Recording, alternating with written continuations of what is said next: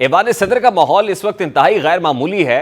President अपने ही principal secretary को establishment division report करने का कहते हैं, वो एस्टैब्लिशमेंट डिवीजन रिपोर्ट नहीं करते बल्कि सदर को एक सीक्रेट खत लिख देते हैं only for the eyes of president, और उसके अंदर तहफुजात का इजहार किया जाता है। जिसको अपॉइंट करने का कहते हैं वो वहां पर खिदमात देने से इनकारी है कि मैं वहां काम नहीं करना चाहती।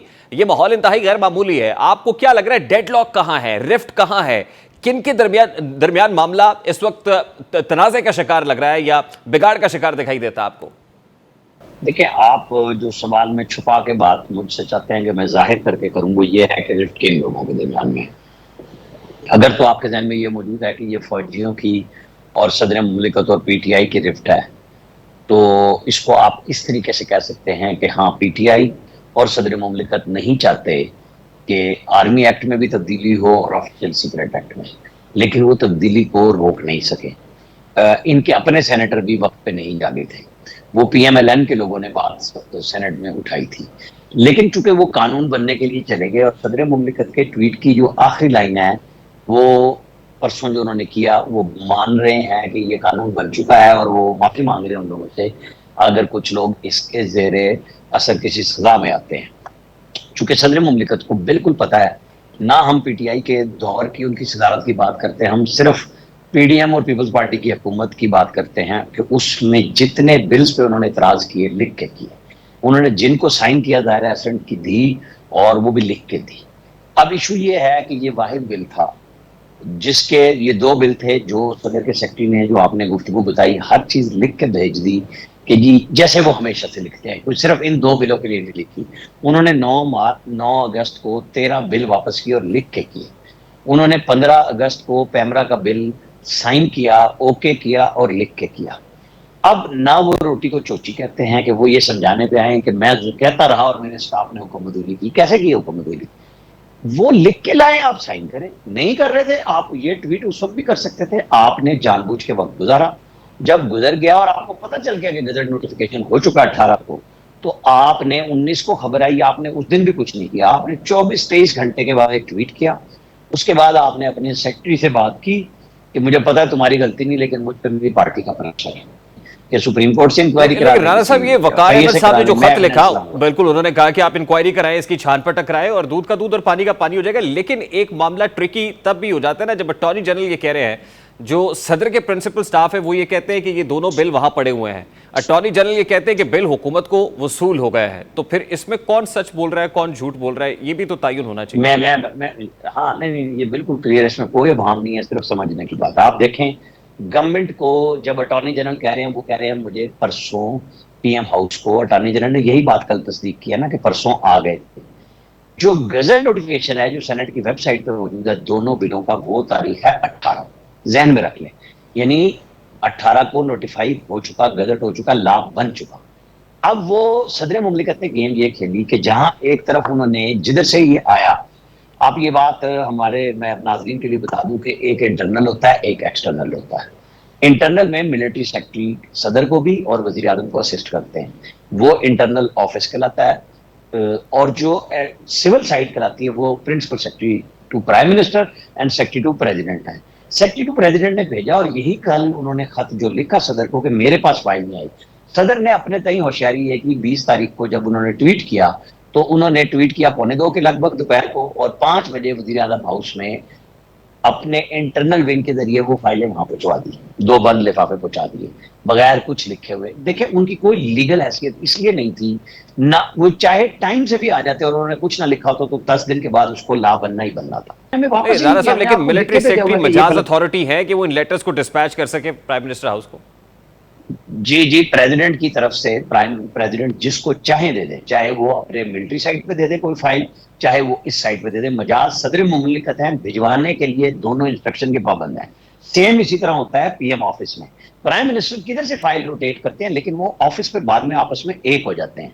लेकिन चूंकि सदर ने छुट्टी वाले दिन वहां से भिजवाई, इसलिए ये मैं बात कह रहा हूं कि ये बात दुरुस्त है कि वहां से भिजवाई, लेकिन कानूनी नुक्ता यह है कि 18 को गजट नोटिफिकेशन ये कॉन्शियसली डिले किया गया, आप ये कह रहे हैं। ये सदर साहब खेल रहे हैं, इस मुल्क के साथ खेल रहे हैं। अपनी पार्टी की तरफ से आने वाली तनकीद जो 24 घंटे से उनके गले पड़ी हुई थी, उन्होंने, मैं आपको अगली बात बता देता हूँ, उन्होंने अपने सेक्रेटरी को बुला के कहा कि यार मुझे पता तुम्हारा कसूर नहीं है, लेकिन तुम चुप रहना, मेरे ऊपर मेरी पार्टी का बड़ा प्रेशर है। जहन में रखें ये बात, मैं आपको बता रहा हूँ जो उनकी आपस में कन्वर्सेशन हुई है। और उन्होंने ये मुतल्लिका पार्टी का लोगों को जो बता प्रेशर दिया है, आया है, इस कल हवाले से इत्तलात ये है बता कि दिया। F10 में कोई इशाया या जोराना भी हुआ जहां पार्टी के लोग मिले और प्रेसिडेंट साहब को जिस प्रेशर की देखिए बात ना, वो अपने सेक्रेटरी के साथ करे, वो नुसरत प्रेशर जावेद है। साहब ने जी जी जी। नुसरत जावेद साहब ने बता दिया कि वहां पे खाना भी था, और दूसरे सोशल मीडिया पे जो सदर की ट्रोलिंग शुरू हो चुकी थी ना, जैसे ही आई है कि जी इतला हो गई कि जनाब अपने चेयरमैन को सजा देने का आपने, भाई वो कानून तो अगर पार्लियामेंट होती तो अगले घंटे में उन्होंने मुश्तरका इजलास बुला के वैसे ही साइन कर देना था।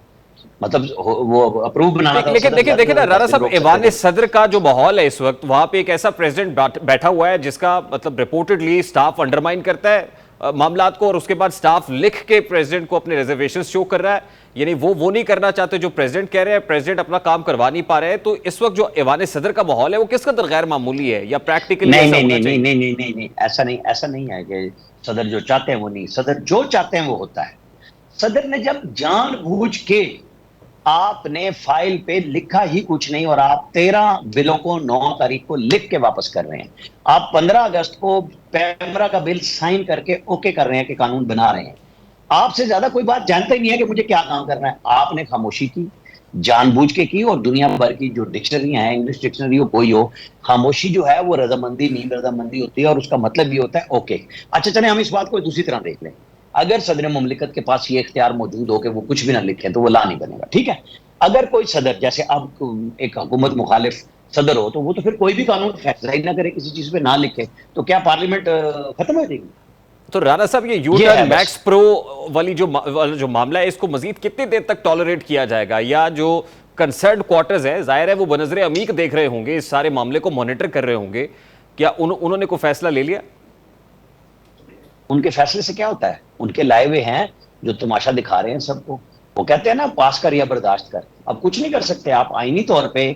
ये सदर रहेंगे अगली असम्बली के आने के बाद नए सदर के इलेक्शन तक। तो प्रेसिडेंट ने ये आईनी और सोच लिया कि कानूनी आखिरी पोजीशन ये है। आखिरी गेंद तक तो खेलना है? नहीं नहीं नहीं, मैं ये नहीं कह रहा कि उन्होंने सोच लिया। मुझे तो ये पता है कि कानून ये करता है, और प्रेशर सदर पे आ रहा है, ट्विटर ट्रेंड हो रहा है, एक तरफ उनकी पार्टी उनके साथ चल रही है, दूसरी तरफ उनके खिलाफ चल रहे हैं कि आप रिजाइन करें, क्योंकि आपका सेक्रेटरी आपके सामने आपको लिख के भेज रहा है। तो इखलाकी तौर पे सदर मुमलिकत की पोजीशन बहुत ज्यादा कमजोर हुई है। लेकिन यहाँ इखलाक जानता कौन है? यहाँ कौन ये बात मानता है? यहाँ कानून और आइन के ऊपर आप बाकायदा प्लान करते हैं कि जी मैं खामोश हूं ताकि मिलिट्री साइड भी खुश हो जाएगी कि देखें आर्मी एक्ट भी आपका गजट हो गया, और ऑफिशियल सीक्रेट एक्ट भी गजट हो गया, और उसके 2 दिन बाद उन्होंने वो पार्टी का जो प्रेशर आया तो नया काम शुरू कर दिया। वो डेलिबरेट भी हो सकता है, मैं सदर के ऊपर कोई इल्जाम लगाने की पोजीशन में नहीं हूं, लेकिन जो इनके एक्शन है वो ये कह रहे हैं कि वो प्लेइंग विद गैलरीज वाला मामला जरूर उन्होंने बट किया है। राणा साहब, तज्जियाती तौर पे आप इस सारी सिचुएशन को कैसे देखते हैं? क्या सदर खुद सियासी तौर पर शहीद होना पसंद करेंगे इस मौके पर? वो उनके लिए बड़ा अच्छा मौका है, वो आज रिजाइन कर दें। वो कहेंगे कि मुझे तो काम ही नहीं करने दे रहे, मेरे स्टाफ के ऊपर प्रेशर है या क्या है, मेरा स्टाफ मेरी बात नहीं मानता, मैं तो नहीं काम करता, और वो साइड पे हो जाए। जो 9 सितंबर को 5 साल वैसे पूरे हो रहे थे उनके मुद्दत के, वो आज चले जाएं। वो 9 तारीख को भी रिजाइन करके जा सकते हैं कि जी मैं नहीं अब मजीद काम करना चाहता, ताकि वो अपनी पार्टी और अपने लोगों में हीरो बने, जो कि वो बन चुके हैं। उनके लोगों ने समझा है कि हाँ देखें जी सदर साहब ने बड़ा स्टैंड लिया और उन्होंने साइन नहीं किया, जो कि कोई कानूनी पोजीशन नहीं है स्टैंड लेने की। उनकी पोजीशन यही थी कि वो लिख के कहते हैं कि जी मैं इन्हें बुनियादों को, उन्होंने जो मीडिया वर्कर्स का अलग से कानून था उसके ऊपर उन्होंने लिखा कि वजारत इंसानी हकूक को इससे जख्म पहुंचेगी, लिहाजा मैं इस पर नहीं साइन करता। नामूसे रसालत और सहाबा का जो बिल था जिसमें सजाएं कुछ इस किस्म की बढ़ा रहे थे, और साथ वो था कि वो उसका प्रेशर आएगा, पुलिस को बहुत ज्यादा इख्तियार था, जो कि उन्होंने ठीक लिखा। उन्होंने लिख के भेज दिया कि जी ये ज्यादा इख्तियार की बात है, लिहाजा मैं इनकार कर रहा हूँ। उन्होंने यूनिवर्सिटियों के बिल भी भेजे, इंस्टीट्यूट्स के बिल भी वापस भेजे, तो ये भी भेज सकते थे। उन्होंने 9 तारीख को 13 बिल भेजे भाई, 8 तारीख को उनको दूसरा बिल भी मौसूल हो चुका था। पहला बिल 3 तारीख को मौसूल हुआ था, वो 9 को मतलब अब सदर को लगता तो पाबंदी ये थोड़ी है ना कि कि वो सदर 10वें दिन मुमलिकत ने लिखेंगे। विकेट के दोनों तरफ खेलने की कोशिश की है। राणा साहब, मालूम कुछ ऐसी खबरें भी हैं कि कैदी नंबर 804 जो अटक जेल में है, वहां से भी उन्होंने कोई पैगाम भेजा पीटीआई के लोगों के थ्रू सदर मुमलिकत को। क्या वो ये पैगाम था कि आके मुझसे अटक जेल में मिले? वो पैगाम था या नहीं था, लेकिन वहां के लोगों के साथ सदर जाहिर है उस पार्टी से हैं। एक गैर जानिबदार होना उनके मनसब तक आता है, लेकिन ये कौन कह सकता है कि जी आप अपनी पार्टी के लोगों से ना मिलें? वो हर बंदा अपनी हर पार्टी के साथ मुंसलिक रहता है। हाँ, जब वो जैसे इमरान खान साहब हो या आज काकड़ साहब है या शहबाज शरीफ साहब थे, तो उन सबको ये कहा गया था आइन में जब हल्फ लेते हैं वो अपनी वजारत उज़्मा का के और सदारत का कि मेरे इल्म में जो चीज भी इस मनसब पे रहते हुए मेरे इल्म में लाई जाएगी, मैं उसको छुपाऊंगा और किसी पे जाहिर नहीं करूंगा। तो ये चीजें जब उससे ही वो इनराफ करने लग जाए, तो ये तो बहुत छोटी मोटी चीजें हैं कि वो क्या कर रहे हैं, किससे खेल रहे हैं, किससे मिल रहे हैं।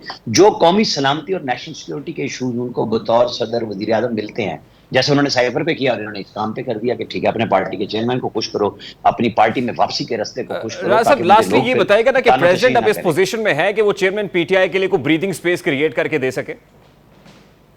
मेरा ख्याल है कि वो उन्होंने पहले बहुत कोशिश की, बाजवा साहब की भी, आसिम मुनीर साहब की भी, कि उनसे बात हो जाए। आसिम मुनीर साहब ने साफ कहा कि शहबाज शरीफ साहब से बात कर लें आप, आपको इलेक्शन चाहिए, कुछ चाहिए, हम इस मामले में आपके साथ कोई इसलिए नहीं बात करेंगे कि हमारा मैंडेट नहीं है। रिलीफ देने के लिए बहुत सारे जो इस वक्त आपको सोशल मीडिया पे चीजें मिलेंगी। सदर साहब फौरन चेयरमैन की सजा आप मुअत्तल कर दे, सजा को खत्म कर दे, जुर्म रहेगा आर्टिकल ताकि वो 45 बाहर का आ हवाला जाए। दिया जाता है। हालांकि नहीं, वो कोई 45 कुछ सदर की डिस्क्रिप्शन कहीं नहीं है, ये बात मैं आपको बता रहा हूँ। वो भी एडवाइस के पाबंद है उसमें प्राइम मिनिस्टर की। सदर तो खुद खत भी नहीं लिख सकते, जैसे उन्होंने तारीख दे दी थी केपे की, और तो उसके बाद उनके वकील सलमान अकबर राजा ने सुप्रीम कोर्ट में कहा कि सदर को तारीख नहीं देनी चाहिए थी, गलत थी। उनका काम है वजीर आजम से बात करके पूछ के कोई काम करें। पार्लिमानी जमहूरियत दुनिया भर में, आपको पता है कि इंग्लिश आइन में, कानून में वो वहां पे वो क्या लैंग्वेज यूज करते हैं? वो कहते हैं कि वजीर आजम मुस्कुराए तो मलका मुस्कुराए। अब तो वहां किंग आ गए ना, लेकिन ये मुहावरा बहुत पुराना हो गया है कि वजीर आजम मुस्कुराए तो किंग मुस्कुराए। ये है पार्लिमानी जमहूरियत का उसूल। यानी कि आप उसके वहां बगैर पे कुछ जैसे नहीं कर कोई ने वहां, सकते। यहाँ प्रेसिडेंट है जो सेरेमोनियल सा होता है, उनके पास को पावर्स बहुत सारी नहीं है। तो हाँ जी, मैं यही तो जानना चाह रहा हूँ ना राणा साहब, खिलवाड़ नहीं कर सकते। कितने अरसे तक फिर इस बेइख्तियारी के साथ जो है वो रहना पसंद करेंगे प्रेसिडेंट साहब? बस अब हमारी किस्मत है कि कितने दिन वो रहना चाहते हैं वो रहें, क्योंकि सदर मुमलिकत वो हैं, कोई धक्का नहीं दे सकता, कोई मजबूर नहीं कर सकता। क्योंकि इनकी इम्पीचमेंट का जो वाहिद रास्ता था वो पार्लियामेंट है, और पार्लियामेंट इस वक्त मौजूद नहीं है कि वो पूरी हो और उसमें से आप मुश्तरका इजलास में बुला के उनको फारिग कर दें। वो अब रास्ता नहीं है, तो सदर साहब खुल के खेल रहे हैं, खेलेंगे भी सही। पहले भी देखें, आप मुझे बताएं, जब शहबाज शरीफ का ओथ था तो ये पार्टी के लोगों के साथ मुज़ाकरात कर रहे थे, इन्होंने पूरी कोशिश की कि ओथ ना हो, तो उन्हें बताया गया कि सर ओथ तो होगा और हर सूरत में आपको लेना है। तो वो फिर साइड पे हो गए और सादिक संजरानी ने ओथ ले लिया। वो पहले दिन से ये काम करते आ रहे हैं, कोई नई बात नहीं की उन्होंने। तो आने वाले दिनों में सादिक संजरानी साहब के कायम मकाम सदर बनने के चांसेस देख रहे हैं, या आपकी खबर क्या है, मालूमात क्या आपके पास राणा साहब? नहीं, देखे हमारी मालूमात तो महीना पहले की थी कि सदर साहब अपने टाइम पे रिटायरमेंट ले लेंगे और वो चले जाएंगे और सादिक संजरानी कायम मकाम सदर हो जाएंगे। अब ये एक और नया काम हुआ है। मेरे ख्याल में उन्होंने सियासी शहीद बनने के लिए खासा ग्राउंड तैयार कर लिया है। इस बुनियाद पर जब भी वो एहतजाजन रिजाइन करेंगे, वो अपनी पार्टी के मकबूल लीडर हो जाएंगे।